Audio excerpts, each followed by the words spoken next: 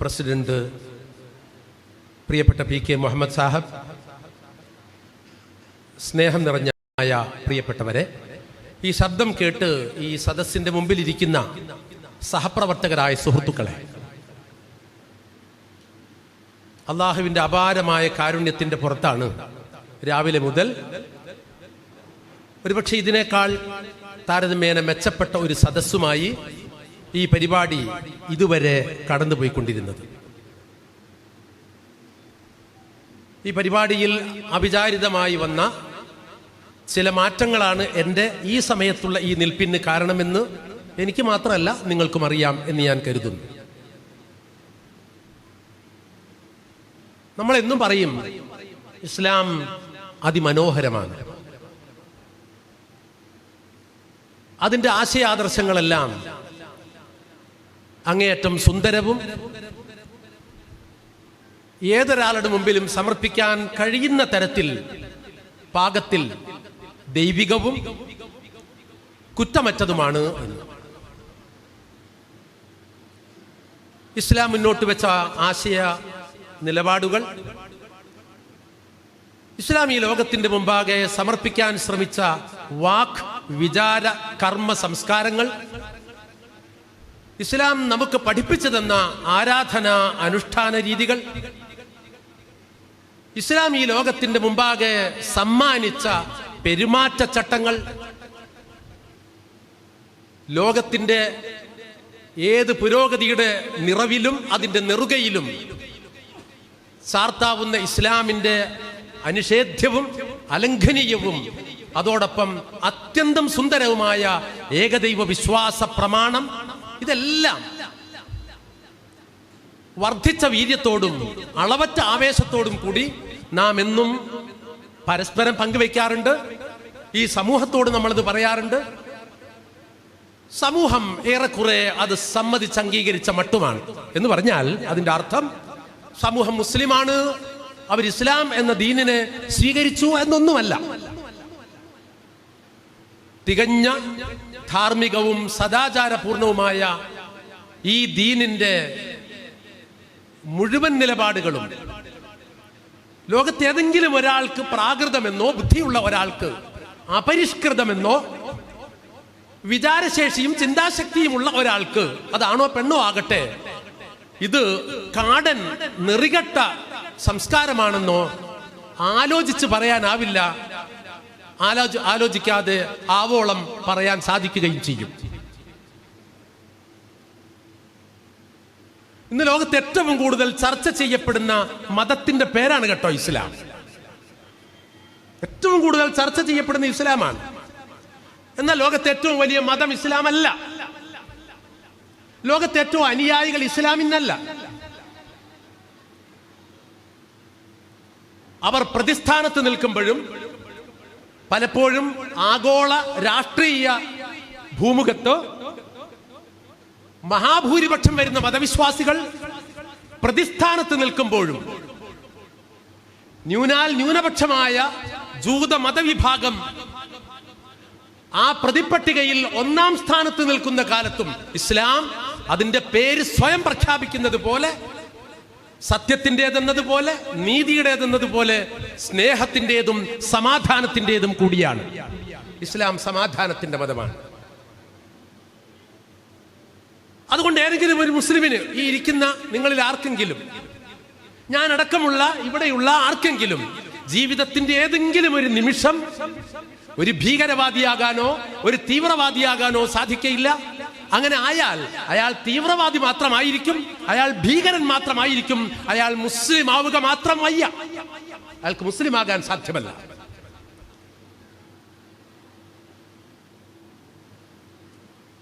ഇത് അള്ളാഹുവിന്റെ തിരുനാമത്തിന്റെ അകമ്പൊരുളായി നാം പഠിപ്പിക്കപ്പെട്ടതാണ്. അവന്റെ വിശിഷ്ട നാമങ്ങളിൽ ഒന്നായി നമുക്ക് പകർന്നു തരപ്പെട്ടിട്ടുള്ളതാണ്. നിങ്ങൾ നോക്കൂ, അല്ലാഹുമ്മ അന്തസ്സലാം വമിങ്കസ്സലാം തബാറക്ത യാദൽ ജലാലി വൽ ഇക്റാം. എല്ലാ മഹത്വത്തിന്റെയും എല്ലാ ആദരവിന്റെയും ഉറവിടവും ഉടമസ്ഥതയും ആർക്കാണോ അവനാണ് നീ. അല്ലാഹുവേ, നിന്നിൽ നിന്നാണ് സമാധാനം, നീയാണ് സമാധാനം. അല്ലാഹുമ്മ അന്തസ്സലാം, എന്തിനാ നിന്റേത്, നിന്നിൽ നിന്ന് എന്ന് മാത്രം പറയുന്നത്? നീ തന്നെ സമാധാനമാണ്. അങ്ങനെ പഠിപ്പിക്കപ്പെട്ട ഒരു ദൈവത്തെ സംബന്ധിച്ച്, ഒരു ഈശ്വര വിചാരത്തെ സംബന്ധിച്ച്, ആ അള്ളാഹുമായി ബന്ധപ്പെട്ട മതത്തിന്റെ ഏതതിരുകളിലും നമുക്ക് സമാധാനത്തിന്റെ കുറ്റികൾ കണ്ടെത്താൻ സാധിക്കും. അങ്ങനെ സമാധാനത്തിന്റെ അതിർവരമ്പുകൾ ചാർത്തിയ ഒരു ഭൂമിയിലാണ്, അഥവാ ഒരു ഭൂമികയിലാണ്, അങ്ങനത്തെ ഒരു ക്യാൻവാസിനകത്താണ് ഞാനും നിങ്ങളുമൊക്കെ ഇന്ന് മുസ്ലിങ്ങൾ എന്ന നിലയിൽ ജീവിച്ച് പോയിക്കൊണ്ടിരിക്കുന്നത്. ഇനി ഇതാകട്ടെ, ഈ മതം, ഒരുപാട് മതങ്ങളില്ലേ ലോകത്ത്, ഏതാണ്ട് 6000-ഓളം ഭാഷകൾ തന്നെയുണ്ട്. എത്രയോ ജനവിഭാഗങ്ങൾ ഈ ലോകത്ത് കടന്നു പോയിട്ടുണ്ട്.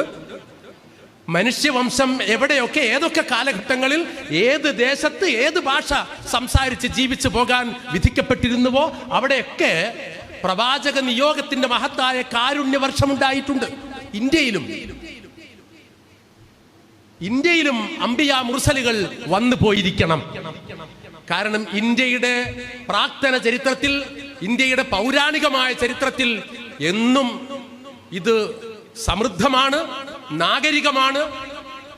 ചൈനീസ് നാഗരികതയെ പോലെ, മെസപ്പൊട്ടോമിയൻ നാഗരികതയെ പോലെ, പേർഷ്യൻ നാഗരികതയെ പോലെ, റോമൻ നാഗരികതയെ പോലെ അവയൊക്കെ ഭാസുരമായിരുന്ന കാലഘട്ടങ്ങളെ വെല്ലുമാറ് ഇന്ത്യയും വളരെ നാഗരികമായിരുന്നു. ഇപ്പൊ മനുഷ്യര് പാർത്ത ഏത് ഭൂമിയുടെ തുണ്ടിലും പ്രവാചകന്മാർ വന്നു പോയിട്ടുണ്ടെന്നിരിക്കിൽ തീർച്ചയായും ഇവിടെയും പ്രവാചകന്മാർ വന്നു പോയിട്ടുണ്ട്. നമ്മൾ സാധാരണ ഈ ടി വിയിലൂടെ ഒക്കെ നിരന്തരം കേൾക്കുന്ന ഒരു സംഗതി ഉണ്ടല്ലോ, യഥാ യഥാഹി ധർമ്മസ്യ ഗ്ലാനിർഭവതി ഭാരത അഭ്യുത്ഥാനമധർമ്മസ്യ തദാത്മാനം സൃജാമ്യഹം പരിത്രാണായ സാധൂനാം വിനാശായ ച ദുഷ്കൃതാം ധർമ്മ സംസ്ഥാപനാർത്ഥായ സംഭവാമി യുഗേ യുഗേ. അങ്ങനെ നന്മ മരിക്കുകയും തിന്മ വാനോളം വളരുകയും അധർമ്മം മുടിഞ്ഞു പോവുകയും, ധർമ്മം മുടിഞ്ഞു പോവുകയും അധർമ്മം സമൂഹത്തിന്റെ എല്ലാ രംഗത്തും ഗ്രസിക്കുകയും ചെയ്യുന്ന കാലത്തൊക്കെ പ്രവാചക നിയോഗത്തിന്റെ മഹത്തായ കാരുണ്യം ഈ ഭൂമുഖത്ത് അനുഭവപ്പെട്ടിട്ടുണ്ടെങ്കിൽ തീർച്ചയായും ആ കാരുണ്യം ഇന്ത്യയിലും അനുഭവപ്പെട്ടിട്ടുണ്ടാകണം. അതായത് ഭാരതീയരായ നമ്മൾ ഭാരതീയത എന്നൊക്കെ പറയുന്നത് ഇന്ന് പറയുന്ന അർത്ഥത്തിലല്ല കേട്ടോ. ഇന്ന് ഭാരതീയത എന്ന് പറഞ്ഞാൽ, ഇന്ന് സനാതനം എന്ന് പറഞ്ഞാൽ അതിനൊക്കെ വർഗീയമായ അർത്ഥച്ചുവയാണ് അതിനുള്ളത്. അതൊന്നുമല്ല. മനുഷ്യർ ഒന്നായി നന്നായി സഹോദരങ്ങളായി ഒന്നിച്ച് ജീവിച്ചു വന്ന ഒരു കാലഘട്ടത്തെയും ഒരു സംസ്കൃതിയെയും ഓർത്തെടുത്താണ് നാം ഭാരതീയം എന്ന് പറയുന്നത്. എന്നാൽ അതിലും ചില കാലുഷ്യങ്ങളും സംഘർഷങ്ങളും ഒക്കെ ഉണ്ട്. ആ വഴിക്ക് നമുക്ക് സംസാരം എപ്പോഴെങ്കിലും പോകാൻ പറ്റുമോ എന്ന് എനിക്ക് നിശ്ചയമില്ല. സാധിക്കുമെങ്കിൽ പോയി നോക്കാവുന്നതുമാണ്. ഇതാണ് യഥാർത്ഥത്തിൽ ഇസ്ലാം നമ്മുടെ മുമ്പാകെ പഠിപ്പിക്കുന്നത്. അതിപ്പോ ഇന്ത്യക്കാരെന്ന നിലയ്ക്ക്, നമ്മൾ മലയാളികൾ എന്ന നിലയ്ക്ക്, ഇന്ത്യക്കാരെന്ന നിലയ്ക്ക് ഓക്കെ, ഇനി ഏഷ്യക്കാരെന്ന നിലയ്ക്ക് അങ്ങനെയും ലോകത്ത് ഒരു മഹാപ്രവാഹമായി, ഒരു മഹാസാഗരമായി കണക്കാക്കിയാൽ അതിലൊരു തുള്ളിയാണ് ഞാനും നിങ്ങളുമൊക്കെ. നമുക്ക് മുമ്പ് കോടിക്കണക്കിന് ആളുകൾ ഈ ലോകത്ത് വന്ന് ജീവിച്ച് മരിച്ചു പോയിട്ടുണ്ട്. ഇനിയും കോടിക്കണക്കിന് ആളുകൾ, നമ്മുടെ മക്കളും നമ്മുടെ പൗത്രന്മാരും അതിന്റെ വരും തലമുറകളും ഒക്കെയായി ഇവിടം വരാനും കാണാനും ഇവിടെ ജീവിക്കാനും ഇടവരാൻ ബാക്കിയുമുണ്ടാകും. അല്ലാതെ നമ്മൾ ഈ പരിപാടിയോ ഈ നമ്മൾ പ്ലാൻ ചെയ്തിട്ടുള്ള ചില പദ്ധതികളോ കഴിഞ്ഞാൽ അപ്പോ ലോകാവസാനം എന്നല്ലല്ലോ നമ്മൾ കരുതുന്നത്. അങ്ങനെയല്ല, നമുക്കറിയില്ല. ഏതായാലും ഒരു കാര്യം ഉറപ്പാണ്, ആദിമ മനുഷ്യൻ മുതൽ പറഞ്ഞു വന്ന ഒരാദർശത്തിന്റെ, ആദ്യത്തെ പ്രവാചകൻ ഈ ലോകത്തെ പഠിപ്പിക്കാൻ ശ്രമിച്ച മഹത്തായ ഒരു ആശയ പ്രപഞ്ചത്തിന്റെ അതിര് പറ്റി, അതിന്റെ അരികു പിടിച്ചാണ് നാം ഈ മഹത്തായ തൗഹീദി ആദർശവുമായി ഈ ലോകത്ത് ജീവിച്ചു കൊണ്ടിരിക്കുന്നത്. 1400 വർഷങ്ങൾക്കപ്പുറം പൂർത്തീകരണത്തിന്, അതായത് വളരെ ഒരു സംഗതി കംപ്ലീറ്റ് ആണ്, കംപ്ലീറ്റ് ആൻഡ് പെർഫെക്റ്റ് എന്ന് പറഞ്ഞാൽ പിന്നെ അതിൽ നിന്നൊന്നും എടുക്കാനില്ല, ഒന്നും അതിലേക്ക് വെക്കാനോ ചേർക്കാനും ആവില്ല. അങ്ങനെ മഹത്തായ ഒരാശയം, സമ്പൂർണമാക്കപ്പെട്ട ഒരു ആദർശം, ഇത് മനുഷ്യരെ ഒന്നായി കാണുന്നു, നന്നായി കാണുന്നു. ഈ ശ്രീനാരായണ ഗുരു നമ്മുടെ നാട്ടിൽ ഏറ്റവും വലിയ പരിഷ്കരണം വരുത്തിയ മഹാനുഭാവനാണ്. അദ്ദേഹം പറഞ്ഞ ഒരു സംഗതിയുണ്ട്, ഈ ഒരു ജാതി, ഒരു മതം, ഒരു ദൈവം, മനുഷ്യന് ഒരു യോനി, ഒരാകാരം, ഒരു ഭേദവും ഇല്ലതിൽ. ശരിക്കും ഒരു അമ്മ പെറ്റതാ. അതാണ് ഒരു യോനി, ഒരാകാരം, ഒരേ രൂപം. എല്ലാ മനുഷ്യർക്കും ഒരു രൂപമല്ലേ? ഇങ്ങനെ മുൻഭാഗത്ത് കണ്ണുകളുള്ള, ചിന്തിക്കാൻ കഴിവുള്ള, സംസാരിക്കാൻ വൈഭവമുള്ള, എഴുതാൻ പ്രാപ്തിയുള്ള, പണിയായുധങ്ങൾ നിർമ്മിക്കാൻ കഴിവുള്ള, അങ്ങനെ തുടങ്ങിയാൽ മനുഷ്യന് മാത്രം അവകാശപ്പെട്ട ഒരുപാട് സംഗതികളുണ്ട്. ചിന്തിക്കാനുള്ള കഴിവ് മാത്രമല്ല കേട്ടോ, ചിരിക്കാനുള്ള സിദ്ധിയും ഈ മനുഷ്യന് മാത്രമാണ്. ഈ ലോകത്ത് നമുക്ക് വേണ്ടി സൃഷ്ടിക്കുക മാത്രമല്ല, വരാനിരിക്കുന്ന തലമുറകൾക്ക് വേണ്ടി ചരിത്രമടക്കമുള്ള സംഗതികളെയും വസ്തുക്കളെയും എഴുതി സൂക്ഷിച്ചു വെക്കാനുള്ള സാമർഥ്യവും അതിനുള്ള അറിവും തൻ്റെ ഇടവും കൂടി നമ്മൾ മനുഷ്യർക്കുണ്ട്. അങ്ങനെയുള്ള ഈ മനുഷ്യരെ ഇങ്ങനെ പഠിപ്പിക്കേണ്ടി വന്നു. ഒരു ജാതി, ഒരു മതം, ഒരു ദൈവം, മനുഷ്യന് ഒരു യോനി, ഒരാകാരം, ഒരു ഭേദവും ഇല്ലതിൽ. എന്താ അങ്ങനെയൊക്കെ പറയേണ്ടി വന്നത്? ഇവിടെ ജാതീയതയായിരുന്നു ഒരു കാലത്ത്. ജാതീയത, ബ്രഹ്മാ വിഷ്ണു മഹേശ്വര, സൃഷ്ടിസ്ഥിതി സംഹാര എന്നിങ്ങനെ ഹൈന്ദവ വേദാന്തത്തിന്റെ പൊരുൾ ആറ്റിക്കുറുക്കി അങ്ങനെ പറയും. അതും ഒരു തൃത്വത്തിന്റെ ആശയമാണ് എന്ന് പറയും. അല്ല, ഇത് മൂന്നും കൂടി ഒരൊറ്റ ദൈവമാണ് എന്നും വ്യാഖ്യാനിക്കപ്പെടും. ഇരിക്കട്ടെ, വിഷയം അതല്ല. ഇന്ന് ബ്രാഹ്മണ, ക്ഷത്രിയ, വൈശ്യ, ശൂദ്ര ഈ 4 വിഭാഗങ്ങളിൽ 4ാമത്തെ വിഭാഗമായി വരുന്നവർ നമ്മുടെ നാട്ടിലെ നായർ സമുദായം മാത്രമാണ്. ഈഴവർ 4ാമത്തെ വിഭാഗത്തിലും വരില്ല. പുലയർ, വേട്ടുവർ, മലമ്പണ്ടാരങ്ങൾ, കുറിച്യർ അല്ലെങ്കിൽ ചോലനായ്ക്കന്മാർ അവരാരും ഈ 4ാമത്തെ വിഭാഗത്തിലും വരില്ലെന്ന് മാത്രമല്ല, അവരാരും മനുഷ്യര് പോലുമല്ല, മനുഷ്യരല്ല. പിന്നെ ഈഴവരൊന്നും മനുഷ്യരല്ല. ഇത് ഞാൻ പറയുന്നതല്ല. അങ്ങനെ മനുഷ്യരല്ലാത്തത് കൊണ്ടും അവകാശങ്ങൾ ഇല്ലാത്തവരാണ് എന്ന് സമൂഹമധ്യേ സമർത്ഥിക്കപ്പെട്ടിരുന്നത് കൊണ്ടും സ്വന്തമായ ഒരു വിശ്വാസ പ്രപഞ്ചത്തെ സൃഷ്ടിക്കാൻ ശ്രമിച്ച ശ്രീനാരായണ ഗുരുവിന് സ്വന്തമായി ഒരു ശിവനെ പ്രതിഷ്ഠിക്കാൻ സാധിക്കാതെ പോയ നാടാണ് കേരളം. ശിവന് അദ്ദേഹത്തിന്റെ വിശ്വാസപ്രകാരം ശിവനെ പ്രതിഷ്ഠിക്കാം. അല്ല, ശിവനെ പ്രതിഷ്ഠിക്കാൻ ഈഴവൻ എന്ത് അധികാരം എന്ന് ചോദിച്ചത് ആ ധാരണയ്ക്ക് പുറത്താണ്. അല്ല, ഞാൻ പ്രതിഷ്ഠിച്ചത് ബ്രാഹ്മണ ശിവനെയല്ല, ഈഴവ ശിവനെയാണ്. അതുകൊണ്ട് ഞങ്ങൾ ഈഴവർക്ക് ഈഴവ ശിവനെ പ്രതിഷ്ഠിക്കാം എന്ന് അദ്ദേഹത്തിന് പറയേണ്ടി വന്നതും ഈ ചരിത്രത്തിന്റെ പശ്ചാത്തലത്തിലാണ്. അത്രയേറെ ജാതി ചിന്ത വന്നിരുന്നു. മാറുമറയ്ക്കാനുള്ള അവകാശം നിഷേധിക്കപ്പെട്ട നാടാണ് നമ്മുടേത് എന്ന് പറഞ്ഞാൽ ഏതെങ്കിലും ഉത്തർപ്രദേശിൽ അങ്ങനെയല്ല, ബീഹാറിൽ, ജാർഖണ്ഡിൽ, ഹരിയാനയിൽ അല്ല, കേരളത്തിൽ. കേരളമെന്ന് കേട്ടാൽ നമുക്ക് ചോര തിളക്കണം, അഭിമാനപൂരിതമാകണം നമ്മുടെ മനസ്സ്. ശരിയാ, അങ്ങനെ അഭിമാനപൂരിതമാകാൻ മാത്രം എന്തുണ്ട് ബാക്കി എന്ന് നമ്മൾ ചിന്തിക്കണം. എന്താണ് ബാക്കിയുള്ളത്? ഈ നാട്ടിൽ അഭിമാനിക്കത്തക്കതായിട്ട് എന്താ ഉള്ളത്? ടിപ്പു സുൽത്താന്റെ പടയോട്ടക്കാലത്ത് മാറുമറയ്ക്കാൻ അവകാശമില്ലാത്ത ഈ സ്ത്രീകൾ മാറുമറക്കാതെ ഇങ്ങനെ വഴിവക്കുകളിൽ വന്നു നിൽക്കുന്നത് കണ്ട് ലജ്ജിച്ച് തലതാഴ്ത്തിയ ടിപ്പു, അദ്ദേഹം ദേശദ്രോഹിയാണെന്നാണല്ലോ പറയുന്നത്, രാജ്യദ്രോഹിയായിട്ടാണല്ലോ ചരിത്രം, ബ്രിട്ടീഷ് ചരിത്രം വിലയിരുത്തിയത്. അദ്ദേഹം പറഞ്ഞു, ഇതെന്താ മാറുമറക്കാത്ത സ്ത്രീകൾ? പണമില്ലാത്തത് കൊണ്ടാണെങ്കിൽ ടിപ്പു തന്റെ മൈസൂർ ഭരണകൂടത്തിൽ നിന്ന് പണം കൊടുത്ത് അവർക്ക് മാറുമറയ്ക്കാനുള്ള വസ്ത്രം നൽകാൻ തയ്യാറാണ് എന്ന് പറഞ്ഞപ്പോ പറഞ്ഞു, പ്രശ്നം അതല്ല. അവരുടെ മാറുമറയാത്തത് മറയ്ക്കാൻ അവർക്കൊരു ചെറിയ വസ്ത്രത്തിന്റെ കഷ്ണം വാങ്ങാൻ പണമില്ലാത്തത് കൊണ്ടല്ല, പക്ഷേ അതിന് അർഹതയില്ലാത്തത് കൊണ്ടാണ്. അങ്ങനെ അർഹതയില്ല. ആർക്കാ? ഈ പറയുന്ന നേരത്തെ പറഞ്ഞ ബ്രാഹ്മണ, ക്ഷത്രിയ, വൈശ്യ, ശൂദ്ര. അതിൽ 4ാമത്തേത് നായർ വിഭാഗമാണ്. നായർ സമുദായത്തിന്റെ താഴേക്ക് പിന്നെ ആ ശ്രേണി കടന്നു പോകുന്നില്ല. അത്ര ഭയങ്കരമായ ബ്രാഹ്മണികമായ മേൽക്കോയ്മയിൽ, പൗരോഹിത്യത്തിന്റെ മേൽക്കോയ്മയിൽ ജീവിച്ചു വന്ന ഒരു കാലഘട്ടം നമ്മുടെ രാജ്യത്ത് കഴിഞ്ഞു പോയിട്ടുണ്ട്. മദ്യം, പച്ച ഇറച്ചി, മണ്ണു ശവവും കത്തുന്ന തീ അക്ഷതം, നെയ്യും ചന്ദനവും വെളുത്ത കുസുമം വിപ്രദ്വയം കാതളം, വേശ്യാസ്ത്രീ തൈർ തേൻ കരിമ്പു ഗജവും തണ്ടശ്വമാന്തോളവും രാജാവും കയറിട്ട കാള പശുവും യാത്രാമുഖേ ശോഭനം. ഇതൊക്കെ ആളുകൾ ഇങ്ങനെ വിശ്വസിച്ചിരിക്കുക.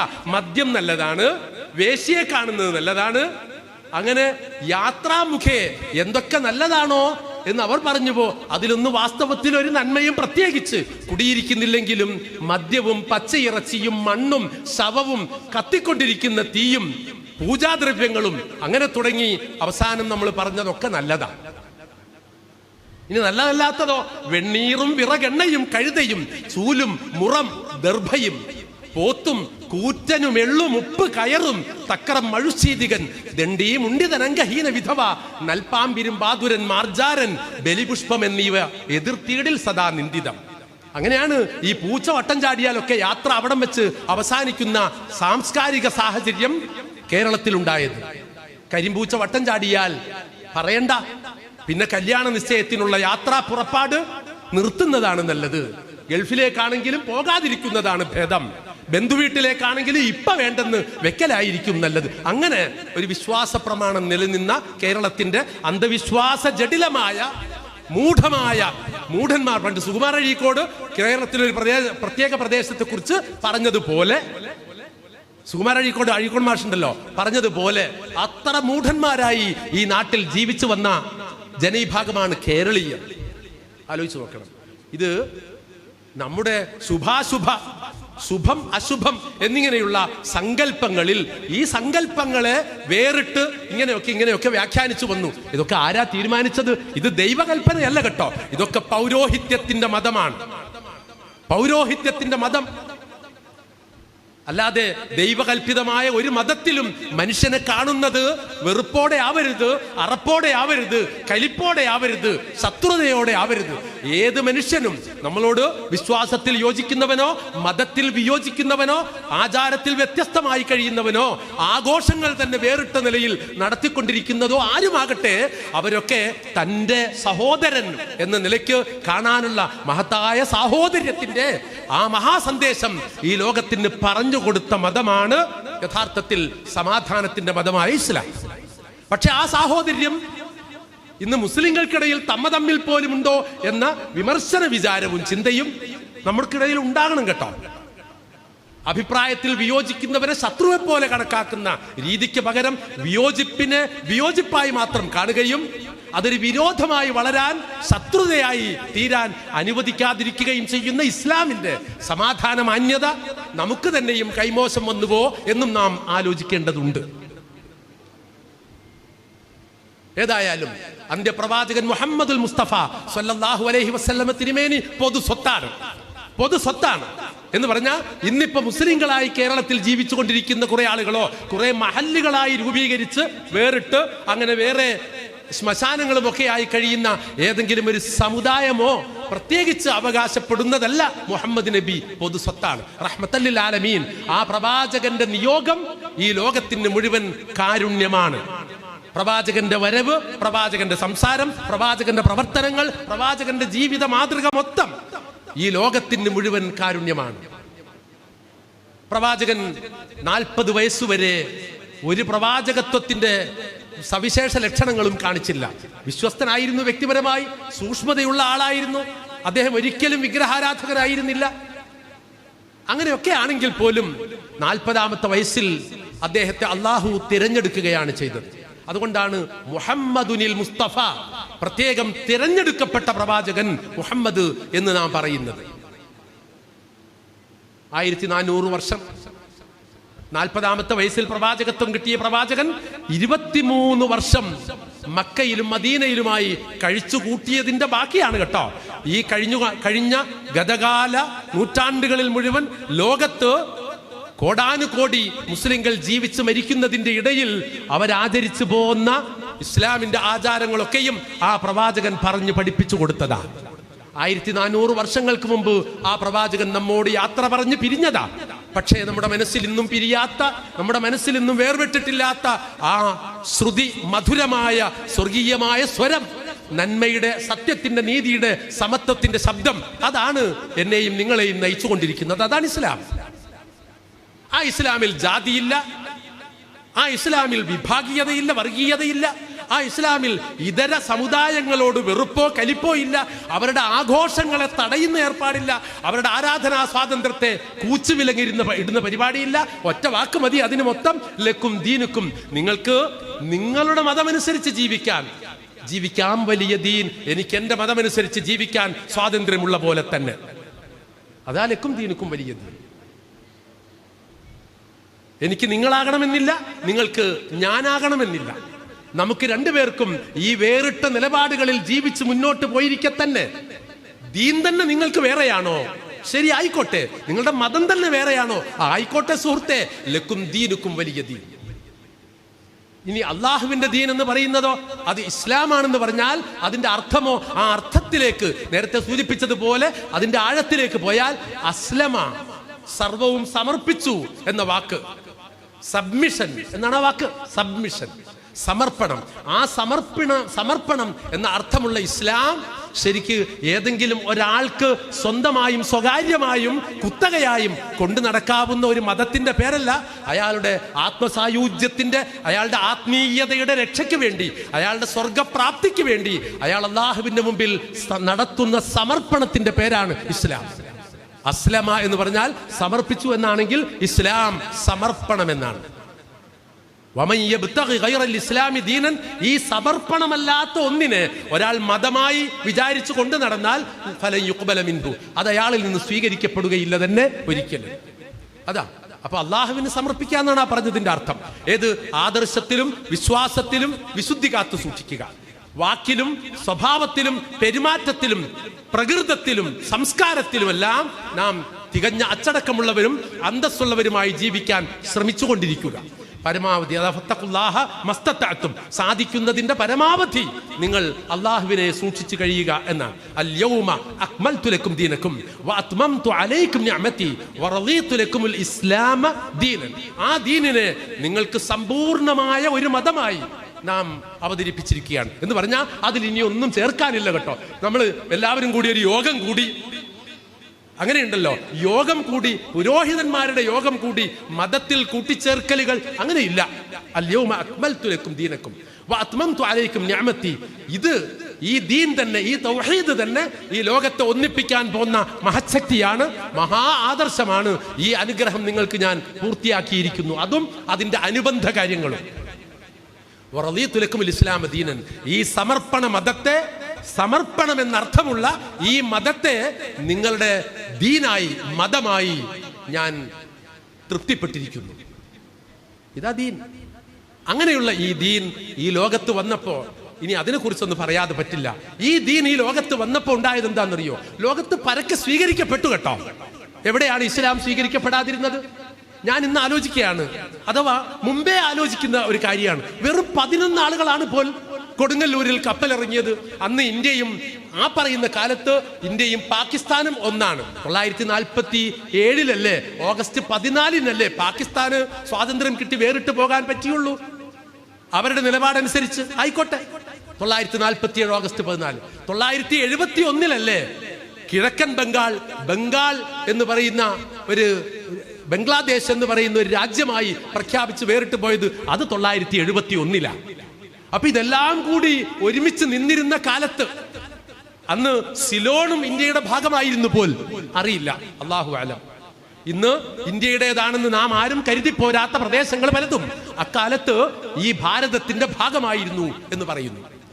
ആ ഇന്ത്യ രാജ്യത്ത് വെറും 11 ആളുകൾ വന്നത് കച്ചവടക്കാരായിട്ടാണ്, ഭരണാധികാരികളായിട്ടല്ല. അവർ പടയോട്ടക്കാരായിട്ട് വന്നതല്ല, അവര് മെർച്ചന്റ്സ് ആണ്. ഈ പായക്കപ്പലുകളിൽ കുരുമുളകും ഏലവും കറുകപ്പട്ടയും ഗ്രാമ്പുവും ഒക്കെ ഈ നാട്ടിൽ നിന്ന് കൊണ്ടുപോകാൻ, അവരുടെ നാട്ടിലുള്ള വസ്ത്രങ്ങളോ അതുപോലെ സുഗന്ധ ദ്രവ്യങ്ങളോ ഒക്കെ ഈ നാട്ടിലേക്ക് കൊണ്ടുവരാൻ, അങ്ങനെ അവിടെ നിന്ന് ഇങ്ങോട്ട് കൊണ്ടുവന്ന് ബാർട്ടർ സിസ്റ്റവും മറ്റുമൊക്കെ ഉണ്ടായിരുന്ന കാലത്ത് പായക്കപ്പലുകളിൽ മുസിരിസ് എന്ന് പറയുന്ന ഈ പറവൂരിനും കൊടുങ്ങല്ലൂരിനും ഇടയ്ക്കുള്ള ആ തുറമുഖത്തിൽ അവര് വന്നിരുന്നു. വെറും 11 ആളുകളാ വന്നത്.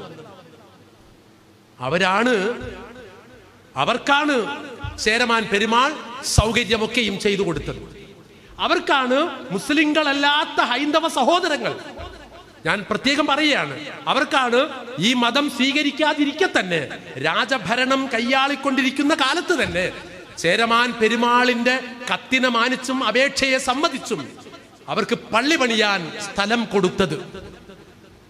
അവർക്ക് വിവാഹം കഴിക്കാനുള്ള സാഹചര്യം പിന്നീട് ഒരുങ്ങിയത്. പിന്നെ കൊടുങ്ങല്ലൂരിൽ നിന്ന് കേരളത്തിന്റെ തന്നെ ഭാഗമായ കാസർകോട്ടേക്ക് അവർ പോയത്. അതുകൊണ്ട് മാലിക് ബിൻ ദീനാർ പള്ളി അവിടെയാണ്. അദ്ദേഹത്തിന്റെ മകൻ ഹബീബ് ബിൻ മാലിക്കിനെയാണ് ഇവിടെ മറവ് ചെയ്തിട്ടുള്ളത് എന്ന് പറയുന്നു. ഇതൊക്കെ പ്രവാചകൻ ജീവിച്ചു വന്ന ആ നൂറ്റാണ്ടിൽ സംഭവിച്ചതാണ്. അത് 952 തന്നെയാണോ അതോ അതിന്റെ അടുത്ത ദശാബ്ദത്തിലാണോ എന്നതിലൊക്കെ തർക്കമുണ്ടാകാം. വിഷയം തർക്കത്തിൻ്റെതല്ല. ആ നൂറ്റാണ്ടിൽ മനുഷ്യർ ഇവിടേക്ക് വന്നത് കച്ചവടക്കാരായിട്ടാണ്. കച്ചവടക്കാരായി വന്ന ആളുകൾ അവരുടെ മതം വിറ്റതല്ല, അവരുടെ മതമല്ല അവർ വിറ്റത്, അവരുടെ കയ്യിലുള്ള സുഗന്ധദ്രവ്യങ്ങളാണ് വിറ്റത്. പക്ഷേ ആ വിൽപ്പനയ്ക്കിടയിൽ കൈമാറപ്പെട്ട വികാരങ്ങൾ വിശ്വാസത്തിന്റെയും തൗഹീദിന്റെയും വികാരങ്ങൾ കൈമാറ്റപ്പെട്ടു. അന്ന് ഇവിടെ ജാതിയുണ്ട്, അന്നിവിടെ വിഭാഗീയതയുണ്ട്, ജാതി സ്പർദ്ധകളുണ്ട്, പാവങ്ങളായ ആളുകളെ പീഡിപ്പിച്ച് പട്ടികളെ പോലെ കൊല്ലുന്ന സാഹചര്യമുണ്ട്. പക്ഷേ സമത്വത്തിൻ്റെതും സാഹോദര്യത്തിൻ്റെതുമായ ഇസ്ലാം മതത്തെ രണ്ട് കൈയും നീട്ടി സ്വീകരിക്കാൻ അവർക്ക് മനസ്സ് പാകപ്പെടത്തക്കവണ്ണം മുസ്ലിങ്ങളായി വന്നവർ നല്ലവരായിരുന്നു. മുസ്ലിങ്ങളായി ജീവിച്ച് കാണിച്ചവർ മാന്യന്മാരായിരുന്നു. മുസ്ലിങ്ങളുടെ മാതൃക അവർക്ക് ആവശ്യത്തിൽ അധികമായിരുന്നു. എന്നതുകൊണ്ട് അവർ ഇസ്ലാം സ്വീകരിച്ചു. ഇന്ന് എത്ര കോടിയാ? ഇന്ന് 11 കോടിയാണോ? അല്ല. വിഭജന കാലത്ത് തന്നെ പാകിസ്ഥാനിൽ തന്നെ 5 കോടി ആളുകളാണ് അങ്ങോട്ട് പോയതെന്ന് പറയുന്നത്. ഇന്ന് അവിടെ എത്ര കോടിയുണ്ട്, ഇവിടെ എത്ര കോടിയുണ്ട്? പ്രിയപ്പെട്ടവരെ, ഈ കോടികളുടെ പണ്ട് നമുക്ക് സാധാരണ പറയും, നമുക്ക് ഒരു കഷ്ണം തേക്ക് വേണം. തേക്കിന്റെ ഒരു കഷ്ണം തേക്കാണ് നമുക്ക് വേണ്ടത്. പക്ഷെ അതിന് ഒരു ലോഡ് മുള ഉണ്ട് എന്നൊരാൾ മറുപടി പറഞ്ഞിട്ട് എന്താ കാര്യം? എൻ്റെ അടുത്ത് ഒരു ലോഡ് മുള ഇരിപ്പുണ്ട്, വേണോ? കാര്യമില്ല. നമുക്ക് വേണ്ടത് തേക്കാണ്.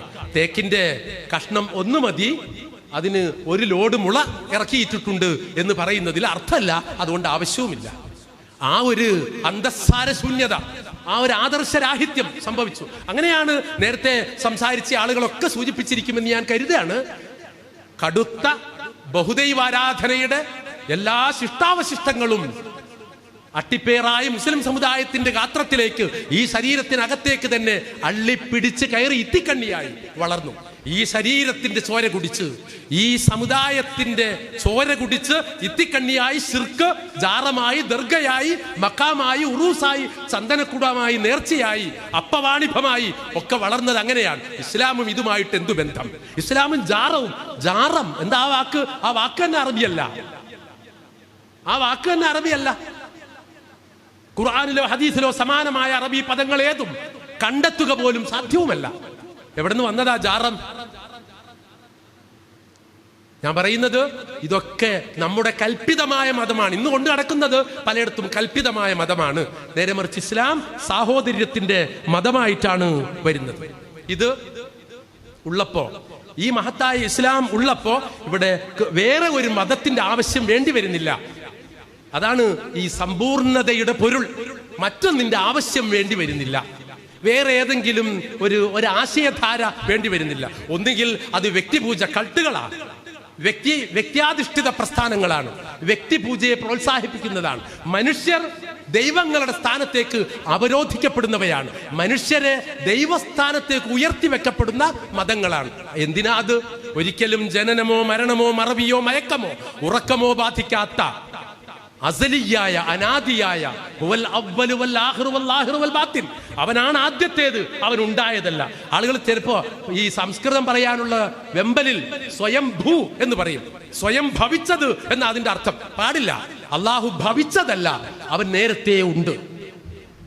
അള്ളാഹു ഭവിച്ചതല്ല, ഭൂ എന്ന് പറഞ്ഞാൽ ഭവിച്ചത്, ഉണ്ടായത് എന്ന അർത്ഥം. അള്ളാഹു സ്വയം ഉണ്ടായതാണ്. അങ്ങനെ ഉണ്ടോ? അള്ളാഹു സ്വയം ഉണ്ടായതല്ല, അള്ളാഹു നേരത്തെ ഉള്ളതാണല്ലോ. അവൻ അനാദിയാണ്, അവൻ അന്ത്യം ഇല്ലാത്തവനാണ്. അവനാണ് അവസാനത്തേതും. എല്ലാം നശിക്കും. ഇപ്പൊ നോക്കൂ, ഈ ലോകത്തിന്റെ അവസാനത്തെ കുറിച്ച് ഖുർആൻ പറയുന്നിടത്തും അത് പറയുന്നുണ്ടല്ലോ, വയബ്ഖാ വജ്ഹു റബ്ബിക ദുൽ ജലാലി വൽ ഇക്റാം. എല്ലാം നശിക്കും. അങ്ങേയറ്റം മലക്കുൽ മൗത്ത് ഇനി അതല്ല മലായിക്കത്തുൽ മൗത്ത്, മരണത്തിന്റെ മാലാഖ. ഇനി മരണത്തിന്റെ മാലാഖമാർ ഉണ്ട്. വല്ലദീന തതവഫാഹുൽ മലായിക്കത്തു എന്ന് ബഹുവചനമായി തന്നെ മരണത്തിന്റെ മാലാഖമാരെ ഖുർആൻ പരാമർശിച്ചിട്ടുണ്ടല്ലോ. അതുകൊണ്ടാണ് ഞാൻ അങ്ങനെ പറയുന്നത്. ഒരു മാലാഖയല്ല, അനേകം മാലാഖമാരുണ്ടെന്ന് വരികിലും എല്ലാവരും മരിക്കും. എന്നിട്ട് ആ മാലാഖക്ക് തന്നെ അള്ളാഹു ജീവൻ കൊടുക്കും. എന്നിട്ട് അത്തരം ഉത്തരവാദപ്പെട്ട മാലാഖമാരെ കൊണ്ട് അള്ളാഹു ബഅസ് എന്ന റിസറക്ഷൻ, പുനരുജ്ജന്മം, പുനരുദ്ധാനം അള്ളാഹു യാഥാർത്ഥ്യമാക്കും. അതാണ് ഖിയാമത്തിന്റെ പൊരുൾ. അതാണ് എല്ലാവരും മരിക്കും, അള്ളാഹു മാത്രം. അപ്പൊ അങ്ങനെ അവനാണ് അവസാനത്തേതും പിന്നെയും അനന്തമായി നീളുന്ന ഈ ലോകത്തും അവസാനത്തേത്. അവനാണ് പ്രത്യക്ഷനായവൻ, വൽ ബാത്തിൻ, അവനാണ് പരോക്ഷനായവൻ. എന്ന് പറഞ്ഞാൽ അള്ളാഹു എന്ന ഈ യഥാർത്ഥ പൊരുളിനെ നിഷേധിച്ച് ജീവിക്കുന്നതല്ല യഥാർത്ഥത്തിൽ മുസ്ലിമിന്റെ നിലപാട്. ഇന്നിപ്പോ ഏതെങ്കിലും ഒരു മുസ്ലിം സുഹൃത്തിന്റെ സംസാരം കേട്ടിട്ട് ഇസ്ലാമിനെ കുറിച്ച് പഠിക്കാൻ ഒരാൾ ശ്രമിക്കുമ്പോൾ സംശയം തോന്നും. സ്വാഭാവികമായും സുഹൃത്തിന് ഇതെന്താ സംഭവം സംശയം തോന്നും, സ്വാഭാവികമാണ്. അത് സ്വീകരിക്കണമോ വേണ്ടയോ അയാൾക്ക് ആശങ്കയുണ്ടാകും. കാരണം ഏതിനെ അംഗീകരിക്കും? ഇവിടെ എന്താ ഈ കാണുന്നത്? അവിടെ അത്, ഇവിടെ ഇത്. എന്താ വ്യത്യാസം? ഒരു വ്യത്യാസവും കാണാൻ സാധിക്കാത്ത വിധത്തിൽ. പ്രിയപ്പെട്ടവരാണ്, ഈ ദീനിന്റെ മറ്റൊരു പ്രത്യേകത, നമുക്ക് പറ്റാത്തതൊന്നും ഈ ദീൻ നമ്മോട് ആവശ്യപ്പെടുന്നില്ല എന്നതാണ്. നമുക്ക് പറ്റാത്തതൊന്നും ആവശ്യപ്പെടുന്നില്ല. നിങ്ങൾ പറയൂ, ഏതെങ്കിലും ഒരു ഇബാദത്ത്, ഏതെങ്കിലും ഒരു ആരാധനാകർമ്മം നമുക്ക് സാധ്യമല്ലെങ്കിലും അത് ചെയ്തേ പറ്റൂ എന്ന് ശഠിക്കുന്ന ഒരു റബ്ബാണോ നമുക്കുള്ളത്? അല്ല. നമുക്ക് പറ്റാത്തതൊന്നും ചെയ്യണ്ട. കൈക്ക് സ്വാധീനമില്ലാത്ത ഒരാൾ, കാലുകൾക്ക് സ്വാധീനമില്ലാത്ത ഒരാൾ, അയാൾക്കൊക്കെ ഈ സൃഷ്ടിപരമായ പരിമിതി ഈ ദീനിന്റെ ആരാധനകളിലും സ്വാഭാവികമാണ്. കാശില്ലാത്തവൻ സക്കാത്ത് കൊടുക്കാൻ ബാധ്യസ്ഥനാണോ? പണവും ആരോഗ്യവും ഇല്ലാത്തവനും തിരിച്ചു വരുന്നത് വരെ കുടുംബത്തിന് കഴിയാൻ വക കാണാത്തവനും ഹജ്ജ് ചെയ്യാൻ അയാൾ ബാധ്യസ്ഥനാണോ? അല്ലല്ലോ. അപ്പോ ലാ യുകല്ലിഫുല്ലാഹു നഫ്സൻ ഇല്ലാ വസ്അഹാ. പറ്റുന്നതേ അള്ളാഹു നിർബന്ധിക്കുന്നുള്ളൂ. ആവാത്തതൊന്നും വേണമെന്ന് അള്ളാഹുവിന് ആഗ്രഹമേ ഇല്ല. അത് മാത്രമല്ല, വമാ ജഅല അലൈക്കും ഫിദ്ദീനി മിൻ ഹറജിൻ, ഏതെങ്കിലും നിലക്കുള്ള മിൻ ഹറജിൻ എന്ന് പറയുന്നതും വമാ ജഅല അലൈക്കും ഫിദ്ദീനി ഹറജൻ എന്ന് പറയുന്നതും തമ്മിൽ ഭാഷാ സാഹിത്യത്തിൽ വലിയ അർത്ഥഭേദമുണ്ട്, വ്യത്യാസമുണ്ട്. മിൻ ഹറജ് എന്ന് പറഞ്ഞാൽ ഏതെങ്കിലും തരത്തിലുള്ള ഒരു ക്ലേശം, ഒരു ബുദ്ധിമുട്ട് ഈ മതത്തിന്റെ പേരും പറഞ്ഞ് മനുഷ്യർ അനുഭവിക്കേണ്ടി വരണം എന്ന് ഇസ്ലാം ആഗ്രഹിക്കുന്നില്ല, അള്ളാഹു ആഗ്രഹിക്കുന്നില്ല. അതാണ് നമ്മുടെ ഇസ്ലാമിന്റെ പ്രത്യേകത. ഈ ദീനിൽ സന്യാസം ഇല്ല കേട്ടോ. ഒരു മുസ്ലിം സന്യാസി എന്നൊക്കെ, മുസ്ലിം സൂഫി അത് തന്നെ കേറിയിട്ട് മുസ്ലിം സന്യാസി എന്നിങ്ങനെയൊക്കെ റഹ്ബനത്ത് എന്നാ അത് പറയാ. റഹ്ബനത്ത്, സന്യാസം. അങ്ങനെ റഹ്ബനത്ത് എന്ന് പറയുന്ന ആ ഒരു അവസ്ഥാവിശേഷം ഇല്ല തന്നെ. സമ്പൂർണമായി ഈ ലോകത്തിന്റെ സുഖാനുഗ്രഹങ്ങളെ നശിക്കേണ്ടതില്ല. നശിക്കാന്ന് പറഞ്ഞ ഉപേക്ഷിക്കാന്ന് അർത്ഥം. സംന്യസിക്കുക, സമ്പൂർണമായി ഉപേക്ഷിക്കുക. അങ്ങനെ ഈ ലോകത്തിന്റെ മുഴുവൻ സൗഭാഗ്യങ്ങളെയും സൗകര്യങ്ങളെയും സുഖജീവിതത്തെയും നല്ല ആഹാരത്തെയും വസ്ത്രത്തെയും പാർപ്പിടത്തെയും ഒക്കെ നിഷേധിച്ചുകൊണ്ട് നിരാകരിച്ചുകൊണ്ടുള്ള ആ സന്യാസം ഇസ്ലാമിലില്ല. അത് ഇസ്ലാമിന്റെ ഒരു പ്രത്യേകത. അങ്ങനെ ആർക്കെങ്കിലും എന്തെങ്കിലും ബുദ്ധിമുട്ട് വേണ്ടേ? അള്ളാഹുവിന്റെ പ്രവാചകൻ ആട്ടിറച്ചി കഴിച്ചിട്ടുണ്ടോ എന്നൊരാൾ ചോദിച്ചാൽ അതിന്റെ ഉത്തരം ആട്ടിറച്ചി കഴിച്ചിട്ടുണ്ട് എന്നാ. സ്വഹാബികൾ കഴിച്ചിട്ടുണ്ടോ എന്ന് ചോദിച്ചാൽ അവർക്ക് വയറ് നിറയെ കഴിച്ച സന്ദർഭങ്ങളും ഉണ്ടായിട്ടുണ്ട് എന്നാണ് ശരിയുത്തരം. അതാ ഹത്താ ശബിഉ, വീണ്ടും കഴിച്ചോളൂ എന്ന് പറഞ്ഞപ്പോ ഇല്ല, ഞങ്ങളുടെ വയറ്റിൽ ഇനി ഇടമില്ല കഴിക്കാൻ എന്ന് പറഞ്ഞ അനുഭവവും ഉണ്ട്. അപ്പോ ആട്ടിറച്ചി കഴിക്കാമോ? കഴിക്കാം. നല്ല ഭക്ഷണം കഴിക്കാമോ? കഴിക്കാം. നല്ല ചെരുപ്പ് വാങ്ങി ഇടാമോ? ഇടാം. നല്ല വസ്ത്രം വാങ്ങി ഉടുക്കാമോ? ഉടുക്കാം. നല്ല വീടുണ്ടാക്കി പാർക്കാമോ? പാർക്കാം. പ്രിയപ്പെട്ടവരെ, പക്ഷേ ഈ അനുഗ്രഹങ്ങൾക്കൊക്കെയും റബ്ബിനോട് നാം കടപ്പെട്ടിരിക്കുന്നു എന്ന വിചാരം, ആ തിരിച്ചറിവ് നമുക്ക് വേണം. ഇതൊന്നും നമ്മുടേതല്ല. നമ്മൾ ശൂന്യമായ കൈകൊണ്ട് ഈ ലോകത്തേക്ക് വന്നവരാ. പിന്നീട് ഈ ലോകത്ത് നിന്ന് ലഭിച്ചതും നേടിയതുമാണ് പണിയെടുത്തും അല്ലാതെയും. അനന്തരമായി കിട്ടിയിട്ടും ഒക്കെ കിട്ടുമല്ലോ ഈ സൗകര്യങ്ങൾ അത്രയും. അങ്ങനെ ഞാൻ സാന്ദർഭികമായി ഒരു സംഗതി കൂടി സൂചിപ്പിക്കുകയാണ്. അതെന്താന്ന് വെച്ചാൽ, ഈ M N. Roy 1937 M N. Roy the civilisational role of Islam, ഇസ്ലാമിന്റെ നാഗരികമായ പങ്ക്, ഒരു എസ്സേ ആണ്. മതസംസ്കാരത്തെ കുറിച്ച് അദ്ദേഹം തയ്യാറാക്കിയ ഒരു എസ്സേയിൽ ഇസ്ലാമിന്റെ നാഗരികമായ പങ്ക് എന്താണെന്ന് അദ്ദേഹം പറയുന്നുണ്ട്. നമ്മൾ കാണാത്ത കണ്ണും നമ്മൾക്കറിയാത്ത വിശേഷ വസ്തുതകളും ഒക്കെ അദ്ദേഹം എടുത്തുദ്ധരിക്കുന്നുണ്ട്. അതിലേറ്റവും പ്രധാനമായിട്ട് അദ്ദേഹം പറഞ്ഞത് ഇക്വാലിറ്റി എന്ന് പറയുന്നതാണ്. ഇക്വാലിറ്റി, മനുഷ്യന്റെ സമത്വം. എല്ലാവരും ഒന്നാണ്. അതിൽ കറുത്തവൻ, വെളുത്തവൻ, ഗോതമ്പ് വർണ്ണമുള്ളവൻ, ഓറഞ്ച് വർണ്ണമുള്ളവൻ, ആപ്പിൾ നിറമുള്ളവൻ, അങ്ങനെ ഒരു വ്യത്യാസമില്ല. അങ്ങനെ കറുത്തവനോട് പ്രത്യേകിച്ച് ഒരു വിരോധം കാത്തുപോകുന്ന ഒരു നാട്ടിൽ നിന്നുകൊണ്ടാണ് നമ്മൾ ഇത് പറയുന്നത്. ഇത് കേരളത്തിലുണ്ടായിരുന്നു കറുപ്പിനോടുള്ള വെറുപ്പ്. പിന്നെ കറുപ്പിനഴക് എന്ന് സിനിമാ പാട്ട് പാടിയിട്ട് ആ മായം മായ്ക്കാനാവില്ല. അങ്ങനെ കറുപ്പിനെ വെറുക്കണമെന്ന് പഠിപ്പിക്കപ്പെട്ട തലമുറകളായി പരമ്പരയാ അങ്ങനെ പഠിപ്പിക്കപ്പെട്ട ഒരു നാട്ടിലാണ് നമ്മൾ പറയുന്നത് എന്ത് കറുപ്പ് എന്ത് വെളുപ്പ്.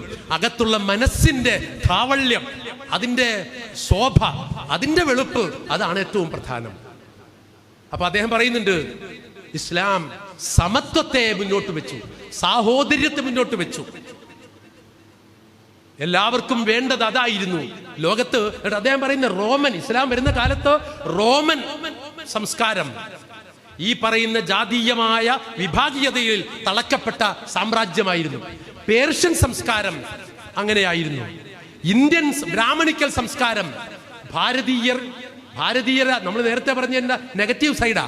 ഈ ബ്രാഹ്മണിക്കൽ എന്ന് പറയുന്ന ആ ഒരു എന്താ പറയാ, ആ ഒരു നിലപാട്, ആ ഒരു വശം ഇന്ത്യയുടെ മൊത്തം മനസാക്ഷിയെ നീരാളിയെ പോലെ വരിഞ്ഞു മുറുക്കിയ നാടായിരുന്നു ഇന്ത്യ. അതുകൊണ്ടാ മാലിക് ബിൻ ദീനാർ 11 പേര് വളർന്നിട്ട് 11 ലക്ഷത്തിലും 11 കോടിയിലും ഒതുങ്ങാതെ ഒരുപാട് വിഭജനങ്ങൾ അതിന് പിറകെ നടന്നു കഴിഞ്ഞിട്ടും ഇന്നുമുണ്ട് 16-18 കോടി ഇന്ത്യയിൽ എന്ന് വരുന്നത് അതുകൊണ്ടാണ്, ഈ മുസാവാത്ത് കൊണ്ടാണ്. നമ്മൾ ഈ കേരളത്തിന്റെ തൊട്ടയൽവക്കത്താണല്ലോ മീനാക്ഷിപുരം, റഹ്മത്ത് നഗറായി. അതെന്താണെന്നറിയോ? നമ്മുടെ നാട്ടിലുണ്ട്. ഇപ്പൊ ഈ കഴിഞ്ഞ ആഴ്ച യൂട്യൂബിലോ വാട്സാപ്പിലോ ഒക്കെ നിങ്ങളുടെ കണ്ണിലും മനസ്സിലും വന്നു കയറിയിരിക്കാൻ ഇടയുള്ള ഒരു ചിത്രമുണ്ട്. അതെന്താ? അത് മണ്ണിൽ കുഴി കുഴിച്ച് അതിൽ ചേമ്പില വിരിച്ച് ആ ചേമ്പിലയിൽ കഞ്ഞി പാർന്ന് അത് കുടിച്ചോളൂ എന്ന് പറയുന്ന ഒരവസ്ഥ ആലോചിച്ച് നോക്കണം. അതെന്താ അങ്ങനെ?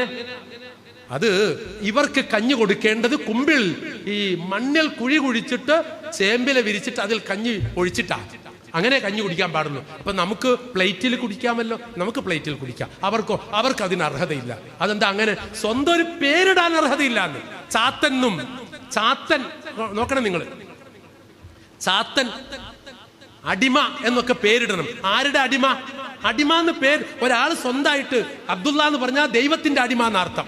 ഇസ്രായേൽ ദൈവത്തിന്റെ ദാസൻ എന്നാണ് അർത്ഥം. വെറും അടിമ എന്നൊരാൾ ജന്മനാ പേരിടണം.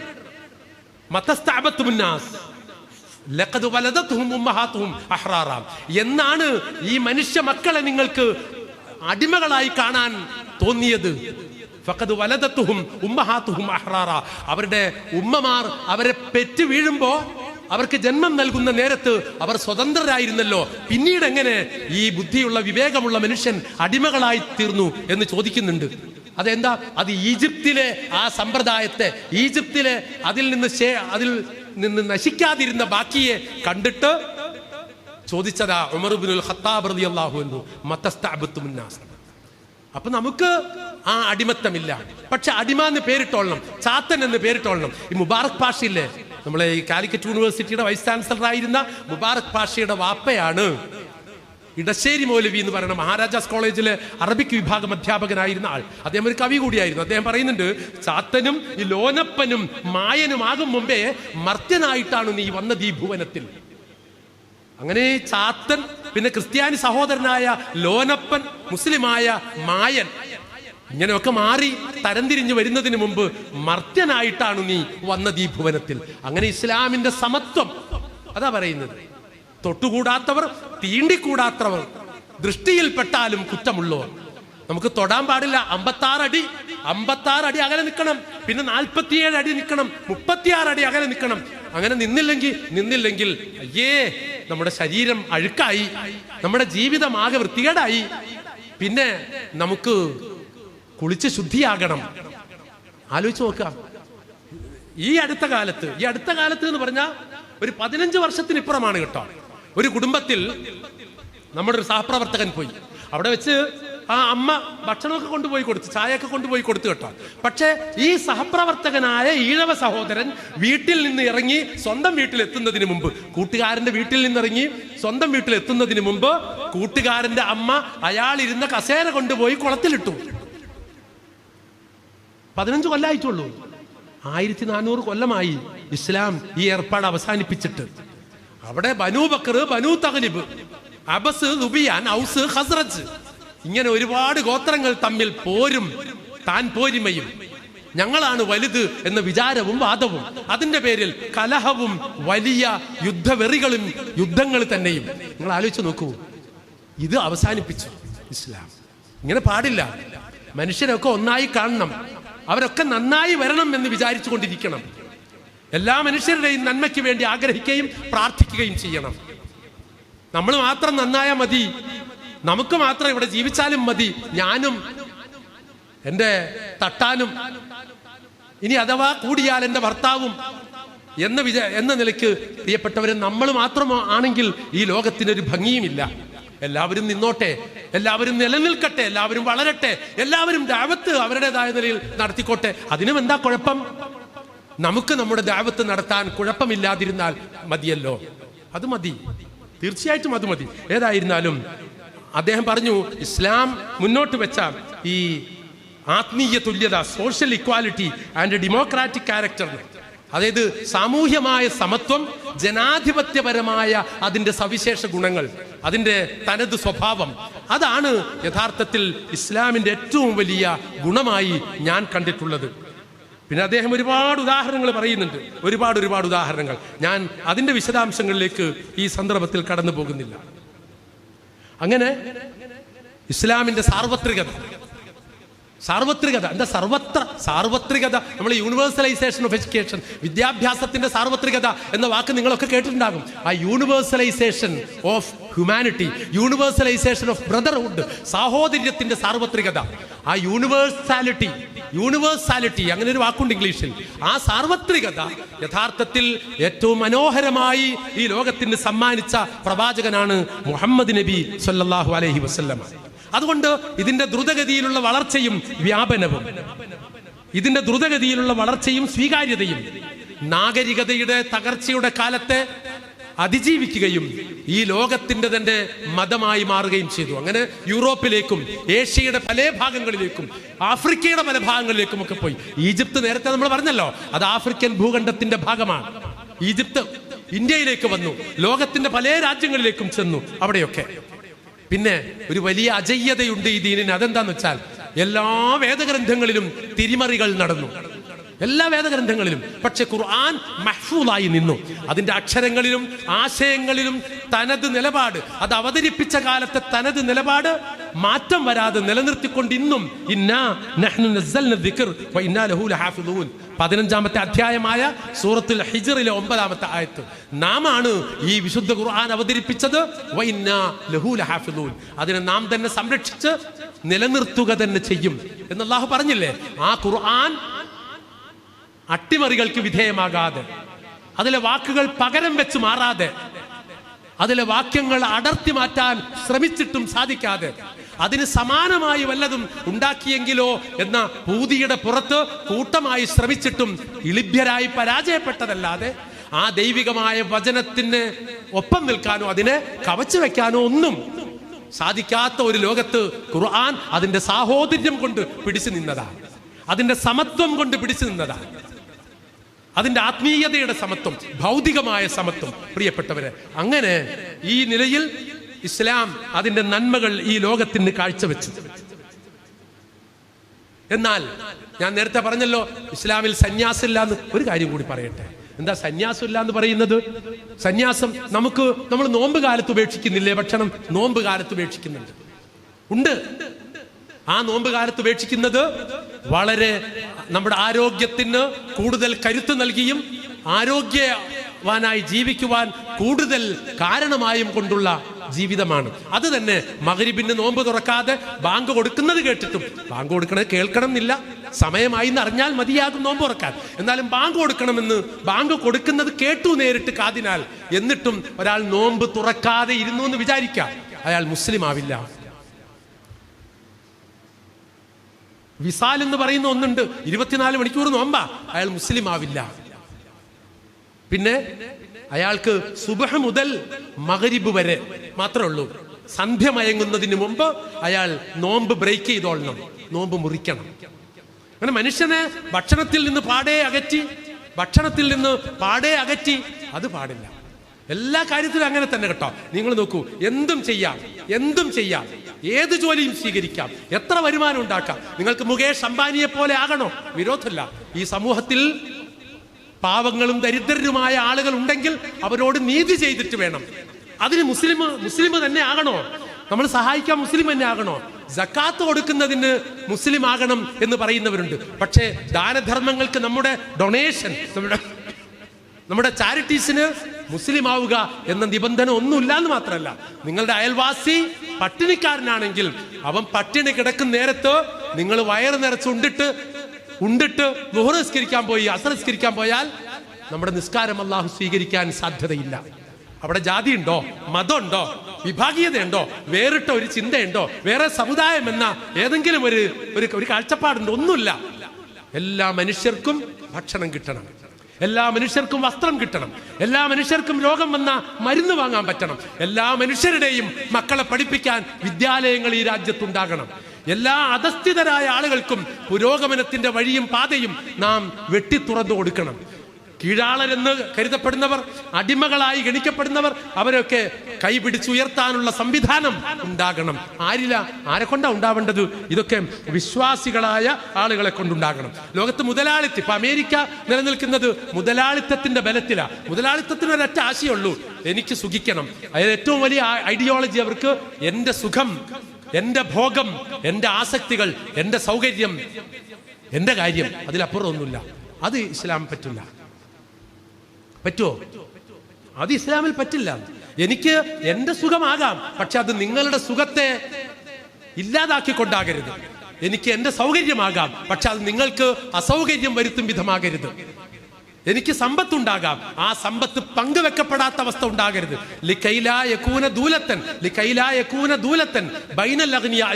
പണക്കാരെന്നും പണക്കാര് തന്നെ, പാവപ്പെട്ടവരെന്നും പാവപ്പെട്ടവൻ തന്നെ എന്ന സ്ഥിതിവിശേഷം നിലനിൽക്കരുത് ഈ ലോകത്ത് എന്ന് പറയുന്നുണ്ട്. അതിങ്ങനെ മാറി മാറി കൈമാറി വരണം, പണവും സംവിധാനങ്ങളും സൗകര്യങ്ങളും ഒക്കെ.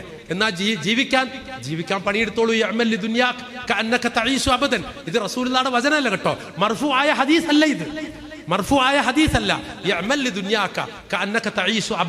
എല്ലാ കാലത്തും ജീവിക്കാൻ പറ്റും എന്ന പ്രതീക്ഷയിൽ ഈ ലോകത്തിന് വേണ്ടി ജീവിച്ചോളൂ, പണിയെടുക്ക്, ഈ ലോകത്തിന് വേണ്ടി പണിയെടുത്തോളൂ. ഈ ദുന്യാവ് നേടാൻ പണിയെടുക്കാം.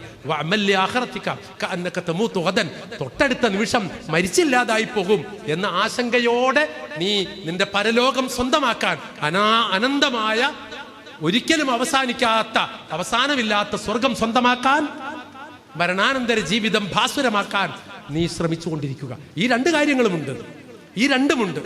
ഇവിടെ നമ്മൾ മുതലാളിത്തത്തിന്റെ ചേരിയിൽ ഒരിക്കലും നമുക്ക് ക്യാപിറ്റലിസ്റ്റ് ആകാൻ കഴിയില്ല ഒരു മുസ്ലിമിന്. അതെന്തുകൊണ്ടെന്നാൽ അത് സ്വാർത്ഥതയുടെ ഒരു ആശയമാണ്. അതുകൊണ്ട് തന്നെ ഇത് അംർ ഇബ്നുൽ ആസിന്റേതായിട്ടോ അലി ഇബ്നു അബി താലിബിന്റേതൊക്കെ ആയിട്ടോ പറയപ്പെടുന്നതാണ്. വേറെ ഒരു കാര്യം, വബ്തഗി ഫീമാ ആതാകല്ലാഹു ദാറൽ ആഖിറ വലാ തൻസ നസീബക മിനദ് ദുനിയ വഅഹ്സിൻ കമാ അഹ്സന അല്ലാഹു ഇലൈക വലാ തബ്ഗിൽ ഫസാദ ഫിൽ അർദ് ഇന്നല്ലാഹ ലാ യുഹിബ്ബുൽ മുഫ്സിദീൻ. സൂറത്തുൽ ഖസസ് 28-ാമത്തെ അധ്യായം 77-ാമത്തെ ആയത്ത്. ഈ ആയത്തിന്റെ പൊരുൾ ഇതാണ്, വബ്തഗി ഫീമാ ആതാകല്ലാഹു ദാറൽ ആഖിറ. മുസ്ലിങ്ങളൊക്കെ സന്യാസമാർഗം സ്വീകരിക്കണോ? വേണ്ട. അവർ ചെറ്റക്കുടിയിൽ തന്നെ കാലാകാലം പാർക്കണോ? വേണ്ട. അവർ തീരെ സൗകര്യമില്ലാത്ത, റോഡ് സൗകര്യമില്ലാത്ത, വാഹന സൗകര്യമില്ലാത്ത ഏതെങ്കിലും ഒരു ഓണം കേറാ മൂലയിൽ, അങ്ങനെ വേണ്ട. വബ്തഗി ഫീമാ ആതാകല്ലാഹു ദാറൽ ആഖിറ.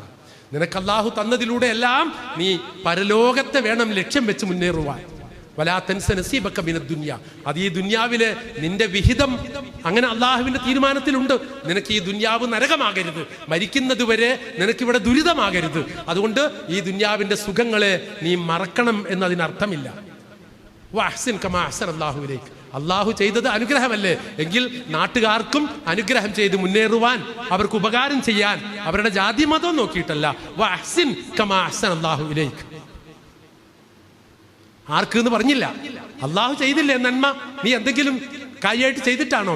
ഇത് നിനക്ക് അനന്തരമായി കിട്ടിയ സ്വത്താണ്, അല്ലെങ്കിൽ നീ അധ്വാനിച്ചുണ്ടാക്കിയ പണമാണ്. പക്ഷെ ഈ സമൂഹത്തിന് അത് പങ്കുവെക്കപ്പെടേണ്ടതുണ്ട്. വലാ തബ്ഗിൽ ഫസാദ ഫിൽ അർദ്. നീ വളരുമ്പോ ഈ പ്രകൃതിയുടെ താളം തെറ്റിച്ചിട്ട് ഏതെങ്കിലും കരിങ്കൽ ഖനി അത് മാന്തിപ്പൊളിച്ചുകൊണ്ടാകരുത്, പരിസ്ഥിതിക്ക് ദോഷം വരുത്തിക്കൊണ്ടാകരുത്, സമൂഹത്തിന്റെ സ്നേഹഭദ്രതയ്ക്ക് അതിന്റെ താളം പിഴപ്പിച്ചുകൊണ്ടാകരുത്. വലാ തബ്ഗിൽ ഫസാദ ഫിൽ അർദ്. ഈ ഭൂമിയിൽ നീ താളം തെറ്റിക്കുന്ന സമ്പ്രദായം സ്വീകരിക്കരുത്. ഇന്നല്ലാഹ ലാ യുഹിബ്ബുൽ മുഫ്സിദീൻ. അപ്പൊ പ്രകൃതിയുടെ താളം തെറ്റാതെ സൗകര്യങ്ങൾ നോക്കി സന്തോഷം അനുസരിച്ച് നല്ല ആഹാരം കഴിച്ച് നല്ല വസ്ത്രം ധരിച്ച് നല്ല വീടുണ്ടാക്കി പാർത്ത് മക്കളെ നന്നായിട്ടൊക്കെ പഠിപ്പിച്ച് നമുക്കിവിടെ ജീവിക്കാം. പക്ഷേ മറ്റൊരാൾ അർഹതപ്പെട്ടവനുണ്ടെങ്കിൽ അവന് അത് കൊടുക്കണമെന്ന മൂല്യബോധം തീർച്ചയായും നമുക്ക് ഉണ്ടാവേണ്ടതുണ്ട്. ഈ മൂല്യബോധം ഉണ്ടാകേണ്ടത് പരലോക വിശ്വാസത്തിൽ നിന്നാണ് കേട്ടോ. പരലോക വിശ്വാസത്തിൽ നിന്നാണ്. അത് മുതലാളിത്തത്തിന് ഇല്ലാത്തത് അതായതുകൊണ്ട്, നമുക്കുള്ളതും വേണ്ടതും അത് തന്നെ ആയതുകൊണ്ട് പരലോക വിശ്വാസത്തിലാണ് ഈ മൂല്യബോധം വരുന്നത്. അതുകൊണ്ടാ നമ്മളിപ്പോ ഇല്ലാത്തൊരു രോഗി ഞാൻ ഈ അടുത്ത ദിവസം കണ്ട ഒരു രംഗം പറയാം. അതായത് എനിക്ക് അത്ഭുതം തോന്നിയതാണ് കേട്ടോ. അപ്പൊ ചോദിക്കും, ഇത്രയേറെ വിഭാഗീയതയൊക്കെ ഇങ്ങനെ വർഗീയ വിഷം ചുരത്തുന്ന ഒരു നാടിന്റെ നടുക്ക് പാർത്തിട്ട് ഇത് കാണാൻ ഭാഗ്യം കിട്ടിയല്ലോ എന്നൊരു സന്തോഷം എനിക്കുണ്ടായി. എന്താണോ, ഒരു മുസ്ലിമിന്റെ പേരാ, അയാൾക്ക് കിഡ്നി മാറ്റി വെക്കണം. അപ്പോൾ ഒരു ബസ് ഇങ്ങനെ ഒതുങ്ങി വരുന്ന ഒരു സ്ഥലമുണ്ട്, വേറെ എവിടെയല്ല, എന്താണ് ചമ്പ്രവട്ടം പാലമില്ലേ, ആ ചമ്പ്രവട്ടം പാലം ഇങ്ങനെ തിരിഞ്ഞു നിൽക്കുന്നിടത്ത് ഒരു മുസ്ലിമായ കിഡ്നി രോഗിക്ക് വേണ്ടി പണപ്പിരിവ് നടക്കാം. അപ്പൊ പണപ്പിരിവ് നടത്തുന്ന സഹോദരങ്ങളെ ഞാൻ പ്രത്യേകം ശ്രദ്ധിച്ചു. അവരൊക്കെ ഇടത്തോട്ട് മുണ്ടെടുത്ത ആളുകളല്ല. പിന്നെയോ അവരിൽ കുറി ചാർത്തിയവരുണ്ട്, വലത്തോട്ട് മുണ്ടെടുത്തവരുണ്ട്, CITU-കാരോ INTUC-കാരോ എല്ലാവരും ഉണ്ട്. എല്ലാ ജാതി മതസ്ഥരും രാഷ്ട്രീയക്കാരും എല്ലാവരും ചേർന്നിട്ട് അങ്ങനെ പിരിവ് നടത്തുന്നു. അപ്പൊ ഞാൻ ഇരിക്കുന്നത് ബസ്സിലിരിക്കുമ്പോ ഇരിക്കാൻ സീറ്റ് പോലും കിട്ടാത്ത കോഴിക്കോട് നിന്നേ തന്നെ വരുന്ന ചില സഹോദരിമാർ വളരെ വിഷമിച്ച് ഒറ്റക്കൈയിൽ പിടിച്ച് അവർ ബാഗ് തുറന്ന് 100 രൂപ 50 രൂപ 10 രൂപ ഒക്കെ എടുത്ത് കൊടുക്കുന്നു. ആരും മതം നോക്കിയല്ല അത് കൊടുക്കുന്നത്. ഈ നന്മ ഈ രാജ്യത്തുണ്ട്. അതുകൊണ്ടാ ഈ രാജ്യത്ത് ഇങ്ങനെ എല്ലാവരും കൂടി ഈ വർഗീയത പ്രസംഗിച്ച് ഈ രാജ്യമാകെ കുട്ടിച്ചോറാകും എന്ന പേടി നമുക്ക് വേണ്ട. ഈ രാജ്യത്തിന്റെ മനസ്സാക്ഷിക്കകത്ത് ഒരു നന്മയുടെ, സൗഹാർദ്ദത്തിന്റെ, സാഹോദര്യ സ്നേഹത്തിന്റെ ഒരു വലിയ കൂട്ടായ്മ തീർച്ചയായിട്ടും അവിടെയുണ്ട്. അതുകൊണ്ട് ഈ നാട്ടിൽ തീർച്ചയായിട്ടും ഈ നന്മകളെല്ലാം ഉണ്ട്. അത് കൂടുതൽ നന്നായി വളർത്താനുള്ള ബാധ്യത നമുക്കുണ്ട് എന്ന ബോധ്യത്തോടെ ലൈസൽ ബിർറ അൻ തുവല്ലു വുജൂഹക്കും ഖിബലൽ മശ്രിഖി വൽ മഗ്രിബി വലാകിന്നൽ ബിർറ മൻ ആമന ബില്ലാഹ്. കിഴക്കോട്ട് തിരിഞ്ഞു, പടിഞ്ഞാറോട്ട് തിരിഞ്ഞു, അതാ പുണ്യം. അങ്ങനെ നേരെ എത്തുമ്പോ ബാങ്ക് കേൾക്കും മുമ്പേ പള്ളിയിലേക്ക് ഓടി, പള്ളിയിൽ പോയി അങ്ങനെ സുജൂദ് ചെയ്തുകൊണ്ടിരിക്കുന്ന ഒരാൾ എന്ന് വിചാരിക്കാം. അയാളുടെ കയ്യിൽ കാശുണ്ട്, മക്കൾ വഴിയും വരുമാനം വേറെയുണ്ട്, ബിസിനസ്സും വാടകയൊക്കെ കിട്ടാൻ ഇനിയുമുണ്ട്. അങ്ങനെ നല്ല വരുമാനമുള്ള ഒരാൾ, പക്ഷെ അയാൾ സമൂഹത്തിന്റെ കാര്യങ്ങളൊന്നും ശ്രദ്ധിക്കുന്നില്ലെങ്കിൽ അതല്ല പുണ്യം. വലാകിന്നൽ ബിർറ മൻ ആമന ബില്ലാഹി വൽ യൗമിൽ ആഖിരി എന്നിങ്ങനെ പറഞ്ഞിട്ട് അള്ളാഹുവിലും അന്ത്യദിനത്തിലും വേദഗ്രന്ഥത്തിലും പ്രവാചകന്മാരിലും പരലോകത്തിലൊക്കെ വിശ്വസിക്കുന്നുണ്ടല്ലോ. അങ്ങനെ വിശ്വസിക്കുന്നുണ്ടെങ്കിൽ വആതൽ മാല അലാ ഹുബ്ബിഹി ദവിൽ ഖുർബ വൽ യതാമ വൽ മസാകീൻ, അടുത്ത ബന്ധുക്കൾക്ക്, അനാഥകൾക്ക്, ഗതിയില്ലാത്ത അഗതികൾക്ക് ഒക്കെ കൊടുക്കണം. അങ്ങനെ കൊടുക്കാൻ ശ്രമിക്കുന്നവനാണ് യഥാർത്ഥ പുണ്യവാൻ എന്ന് പഠിപ്പിക്കുന്നുണ്ട് പടച്ചോൻ. പ്രിയപ്പെട്ടവരെ, ഈ ഒരു രീതിയിൽ സത്യവും ധർമ്മവും ന്യായവും സാഹോദര്യവും എല്ലാം നിലനിർത്തിക്കൊണ്ട് കൂനു ഖവ്വാമീന ബിൽ ഖിസ്തി ശുഹദാ ലില്ലാഹ്, അള്ളാഹുവിന്റെ ഋജുമതത്തിന്റെ സാക്ഷികളായി ഈ ലോകത്ത് കഴിയാൻ കൽപ്പിക്കപ്പെട്ടവരാ നമ്മൾ. മാതൃകയായി ജീവിക്കാൻ കൽപ്പിക്കപ്പെട്ടവരാ നമ്മൾ. നമ്മുടെ വസ്ത്രത്തിലോ വേഷഭൂഷാദികളിലോ മാത്രമല്ല, നമ്മുടെ വർത്തമാനത്തിലും നമ്മുടെ പെരുമാറ്റത്തിലും സമീപനത്തിലും സംസാരത്തിലും അകത്തും പുറത്തും ഒരേപോലെ ഈ ദീൻ ഉയർത്തുന്ന, മുന്നോട്ട് വെക്കുന്ന നന്മയും മൂല്യബോധവും സാഹോദര്യവും നമ്മളിലെല്ലാം ഉണ്ടാകണം. നീതിബോധം ഉണ്ടാകണം. അത് വലൗ അലാ അൻഫുസിക്കും അവിൽ വാലിദൈനി വൽ അഖ്റബീൻ, നിങ്ങളുടെ ഉമ്മാക്കും വാപ്പാക്കും എതിരിൽ സംസാരിക്കേണ്ടി വന്നാലും നിങ്ങൾ ഉമ്മാടെ വാപ്പാടെയും ഭാഗമല്ല കൂടേണ്ടത്, ആ ഭാഗത്തേക്കല്ല നിങ്ങൾ അരികെ പറ്റി ചേർന്ന് നിൽക്കേണ്ടത്.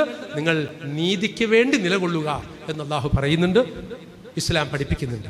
ആ സത്യദീനിൻ്റെ അനുയായികൾ എന്ന നിലയിൽ നമ്മൾ ജീവിക്കുമ്പോൾ നേരത്തെ പറഞ്ഞതുപോലെ നമുക്ക് ഈ ലോകത്ത് ദഅവത്തും ആ ഇസ്ലാമിക പ്രബോധനവും ഒക്കെ നടത്താൻ സാധിക്കണം. ഏറ്റവും വലിയ ദഅവത്ത് മുസ്ലിമായി ജീവിക്കുക എന്നതാണ്. ഏറ്റവും വലിയ പ്രബോധന പ്രവർത്തനം പ്രസംഗമല്ല, മുസ്ലിമായി ജീവിക്കുക എന്നതാണ് എന്നതുകൂടി ഞാൻ എന്നെ ഒരു പ്രസംഗം നടത്തി തീരുന്ന ഈ സമയത്ത് എന്നെ ഓർമ്മിപ്പിച്ചുകൊണ്ട് നമ്മുടെ വാക്കിലും നോക്കിലും നീക്കങ്ങളിലും നമ്മുടെ നടപടികളിലും സമീപനത്തിലും വ്യവഹാരത്തിലും ബന്ധത്തിലും അയൽപക്കങ്ങളോടും അകന്നവരോടും ഇതര മതസ്ഥരോടും മുഴുവൻ മനുഷ്യരോടും സഹജീവികളോടും ഈ പക്ഷിമൃഗാദികളോടും വൃക്ഷലതാദികളോടും ജന്തുജാലങ്ങളോടും ഈ പ്രകൃതിയോടും പരിസ്ഥിതിയോടും ഈ സമുദായത്തോടും മുഴുവൻ ലോകത്തോടും കടപ്പാടുള്ളവരാണ് ഞങ്ങൾ എന്ന ബോധ്യത്തോടെ ജീവിക്കാൻ ഞാൻ ശ്രമിക്കണം. നമ്മൾ ഓരോരുത്തരും അതിന് ശ്രദ്ധിക്കുകയും വേണം. അള്ളാഹു അനുഗ്രഹിക്കുമാറാകട്ടെ എന്ന പ്രാർത്ഥനയോടെ ബിസ്മില്ലാഹിർ റഹ്മാനിർ റഹീം. കരുണാവാരിധിയായ പരമദയാലുവായ അള്ളാഹുവിൻ്റെ തിരുനാമത്തിൽ ഈ സമാപന സെഷൻ തുടങ്ങി വെച്ചതായി ഉദ്ഘാടനം ചെയ്തതായി അറിയിച്ചുകൊണ്ട് ഞാൻ ചുരുക്കുന്നു. അല്ലാഹുമ്മ സ്വല്ലി വസല്ലിം അലാ റസൂലിക മുഹമ്മദിൻ വആലിഹി വസഹ്ബിഹി അജ്മഈൻ വസലാമുൻ അലൽ മുർസലീൻ വൽഹംദുലില്ലാഹി റബ്ബിൽ ആലമീൻ. അസ്സലാമു അലൈക്കും വറഹ്മത്തുള്ളാഹി വബറകാതുഹു.